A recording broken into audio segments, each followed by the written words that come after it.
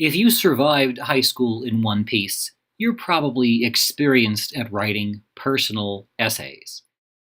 When you get to college, you might still be asked to write personal essays, but more likely you're going to be asked to write research papers.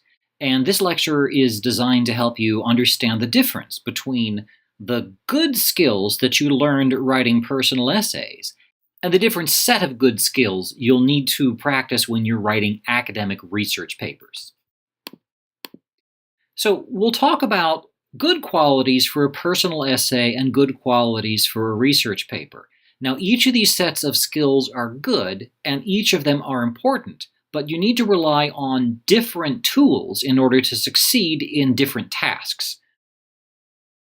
We're going to talk about the goal and the methods and how you support your efforts and what to avoid when you're doing a personal essay and a research paper. And first I'll go through them quickly, then I'll go through each in detail.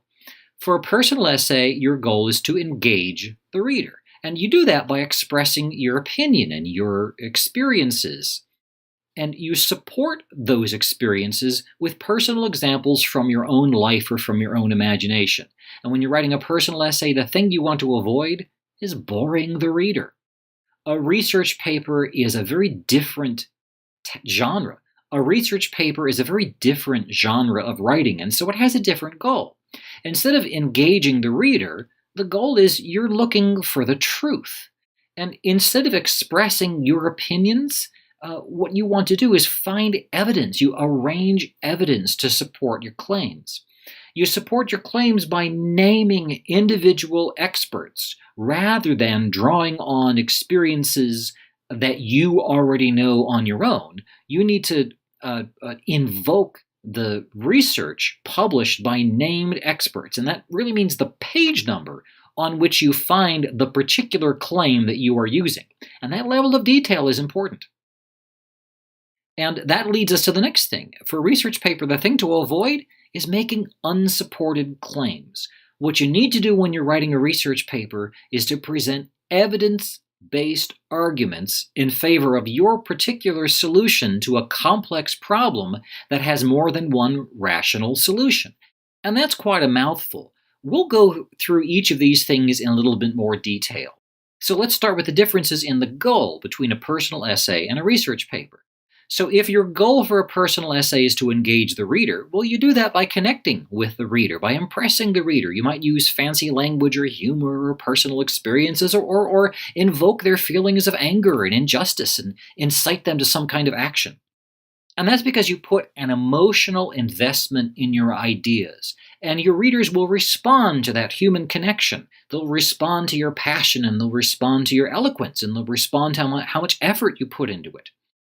Your beliefs, your values, your creativity, your life experience, your particular methods of storytelling, all these things combine to help you engage the reader. And things like having good intentions and participating, those are things that your high school teacher could look at when evaluating your personal essay. For a research paper, your goal is to demonstrate that you are moving towards a better understanding of the truth as supported by credible evidence. Your goal is to go where the evidence leads. That's very different from a personal essay where the assumption is you already have an opinion about something, and your job is to kind of explain where you're coming from and where you're going. You do that by connecting with your own personal experience. But in a research paper, sometimes the evidence will point away from the beliefs that you brought with you into the beginning of your research process.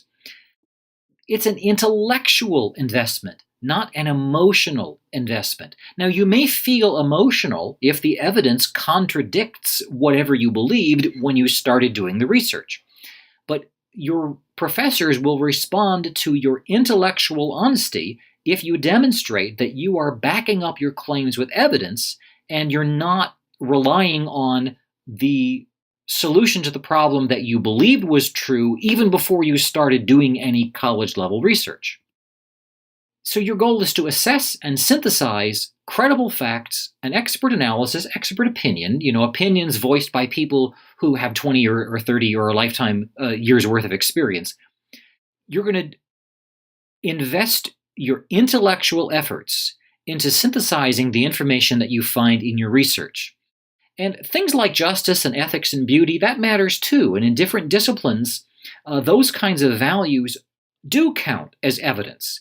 But in a literature discipline or an art discipline, there's a scholarly way of understanding beauty. There's a scholarly way of understanding what makes a poem work, or what makes a painting work, or what makes a piece of music creative. And within that discipline, there will be their own methods of evidence and ways that theories can be tested and improved. Truth is different in different disciplines, but every scholarly discipline has a method for understanding truth. And part of what you do as an undergraduate is you learn the methods for whatever discipline you're studying in that particular class. Now, the methods, how do we do this? How do we achieve this goal? Well, in a personal essay, if your goal is to engage the reader, you do that by presenting your opinions and by expressing yourself and, telling the story in an engaging way. You might say, I think Brown should, blah, blah, blah. You might say, is Brown evil or just stupid? And set up a debate. You might say, before I read Jones, I believed this thing. And then when I noticed that Jones said this, it made me wonder about blah, blah, blah. Then I noticed this other thing, and now I know. So you might, when you're writing a personal essay, walk the reader through a narrative that describes how you got from your initial ideas to your more carefully thought out ideas. And that narrative, the story of discovery, might make for a really engaging personal essay. You might say, Lee says this thing, but I say something else, and here's why. And then you list what it is about your experience or what it is about your personality that makes you have a difference of opinion with Lee. All that is perfectly good fodder for a personal essay. But a research paper is not about expressing your own opinions about the issue, but it's about arranging and sorting through the evidence, pro and con, that you find when you do research. So, because instances of X are increasing in frequency, Lee 123, that means you are saying that the author Lee, on page 123 of some source that's in your bibliography, measured the amount of X and concluded that it's increasing. Brown sensibly observes, and then you have some quotation. And if you're saying it's a sensible observation, you're basically saying that you agree with it. You might go on to say, however, she goes too far when she concludes blah, blah, blah. On the left, you're demonstrating your personal ability to engage with the subject.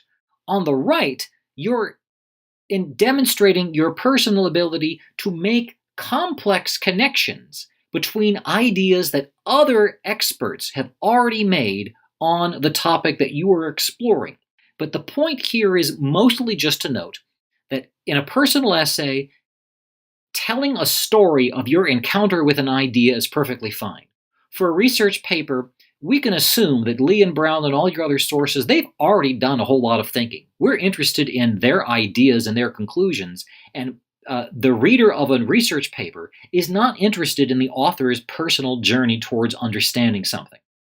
So you want to make evidence-supported claims rather than telling the reader a story of how you came to believe something. And how do you support your claims? Well, in a personal essay, you are the center of a personal essay. So you and your imagination, whatever you conjure up to tell your story and make your points, that matters. So, I remember one time when, or some people might say, however, I think blah, blah, blah. Did you ever notice you're engaging the reader that way? Or you might come up with a famous quotation. As Abraham Lincoln once said, don't believe every quote you find on the internet. You're invoking life examples and giving reflections to make that personal connection with the reader, because your reader's a human being, and humans engage with storytelling skill. So your storytelling ability and your personality is what drives a good personal essay.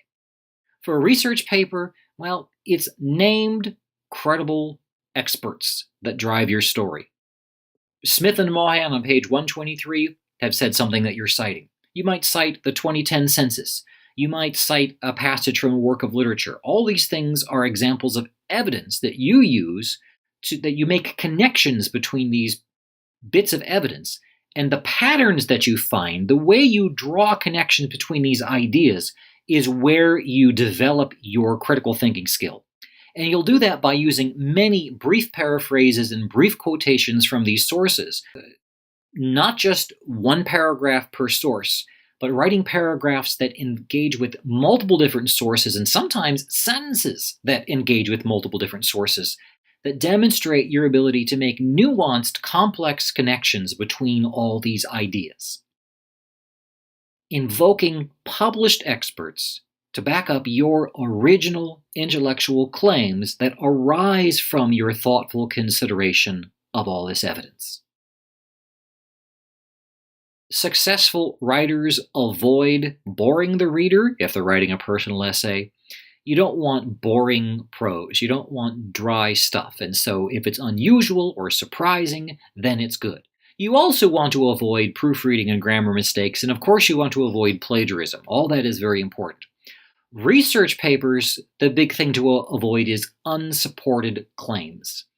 If your claims are vague or premature or simplistic or wishful or one-sided or counterfactual, if you make it sound like your position is so obviously right that only an evil person or an idiot would disagree with you, then you're not demonstrating the ability to present an evidence-based, complex argument that respects evidence that contradicts your idea, but you just demonstrate there's more evidence in favor of my idea than there is against it. That's the kind of good argument that you want to make.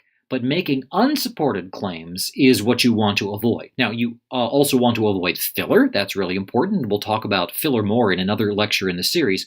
Writing a whole paragraph that summarizes somebody else's ideas and just dumping information for the reader, that worked in high school when your goal was to demonstrate to your teacher that you paid attention during lecture or that you paid attention during when you were reading the textbook chapters, and you could recall stuff that you'd stored in your short-term memory long enough to spit it back for points on a quiz. You also want to avoid personal reflections and personal attacks against people that disagree with you. A research paper, even if it's on an emotional topic, a research paper is not a place to hurl insults to the people that you disagree with and heap praise upon the character of the people who agree with you. You also, of course, want to avoid the proofreading and grammar mistakes, and of course you want to avoid plagiarism. Here we kind of see the overview that walks us through the goals, methods, support, and things to avoid in a personal essay and a research paper. And next in the sequence, we'll talk about moving from writing that summarizes to writing that emphasizes your original critical thinking skills.